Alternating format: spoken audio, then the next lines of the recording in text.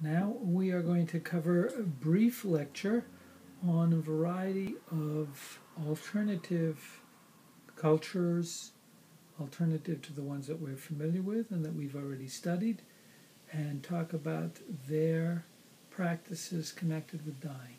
This is just a telegraphic series of comments, and what we're interested in this material is to see the extent to which these particular cultures carry differences among themselves, but also show that there are elements in them that are similar, elements that remind us of a variety of practices that we've already read about, heard about, talked about.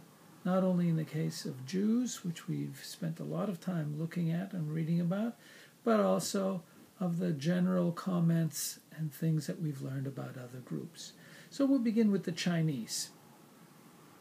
They talk about, in the case of, and we're talking about ancient Confucian practices, not necessarily present day, although some of these ideas still exist among the present day practitioners of rituals and beliefs connected with dying.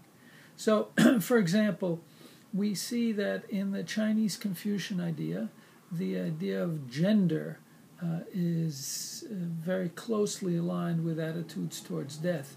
So Confucian philosophers developed the idea that each person contains both the masculine principle as well as the feminine principle, and therefore there also are different souls. The concept of yin and yang, with which you may be familiar, the yin and yang also makes its appearance in Chinese rituals of death. And so the Chinese believe that there is a higher yang soul and a lower, more earthly yin soul. The yin soul is dense, earthly, caught in earthly delights and in earthly pleasures and in earthly characteristics, and it is the yin soul that clings to the body, doesn't want to leave the body. It stays near the gravesite, these beliefs hold, and it must be acknowledged in its presence, which is to be found wherever that body was, in the spring when families sweep the grave of their dead relatives. Spring, of course, is the season of rebirth.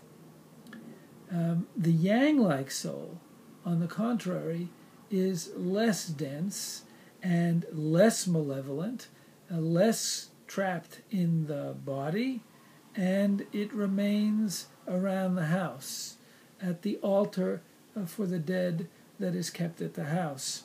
The yang-like soul then is part of the house shrine, and daily it must be interacted with, as if to demonstrate that there's a part of the deceased that is still very much present in the home. Incense is brought to the home altar at least twice a month, and at the New Year, food is prepared for the yang soul. Again, this is a symbolic food, but demonstrating the kind of things that a living person would need.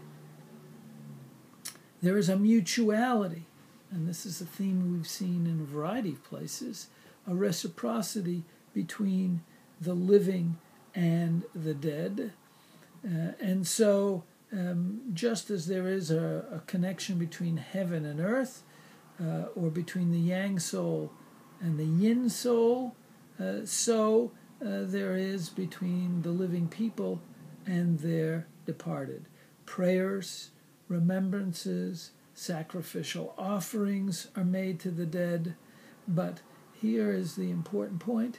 It is believed that these offerings and promises and relationships that are made with the dead are not just for the dead, but they also redound to the benefit of the sacrificer. And there, again, you see that these beliefs are really for the living as much as for the dead.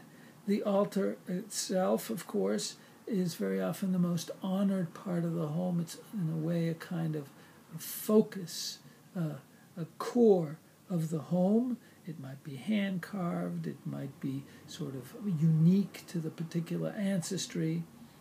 While the yin soul is close to the gravesite and approached with caution and fear because of its malevolence, because it's so connected to the dead body, the yang soul in the house and connected to the family and domestic joy, it is certainly the part of the dead that people choose to be much more connected with. And finally, all of this is meant to guarantee a safe passage for the dead and for the living.